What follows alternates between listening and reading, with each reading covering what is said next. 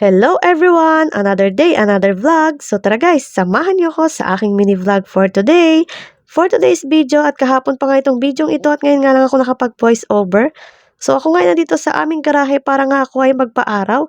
At himula nga ay napakaaga ko nga gumising dyan kaya ito, sinulit ko na ang araw na ito para ako ay makapagpa-araw. Maaga pa nga nito ng mga oras na ito at meron na ngang araw. Ito nga ay 8:30 ata ng umaga. Ayan, so hinahanap ko nga dyan yung angulo kung saan nga dito ang may araw para naman maitapat ko ang aking likod. At ito nga, paposing-posing na lang ako dyan dahil di ko nga mahanap ang angulo kung saan nga ako magpapaaraw. So guys, kailangan nyo rin pala magpaaraw sa umaga para nga magkaroon kayo ng vitamins sa inyong katawan. Gaya ko nga, hindi nga ako masyado naaarawan. Kaya ito, tingnan nyo nga guys, yung sikat ng araw dito ay medyo maaraw nga. At parang paulan pa nga ata dito. So kaya ito, sinulit ko nga ang araw na ito para nga ako ay makapagpaaraw. So, pagmasdan nyo nga yung langit dyan. At ito nga guys, yung view dito sa aming loob ng gate kung saan nga ako ay nagpapaaraw.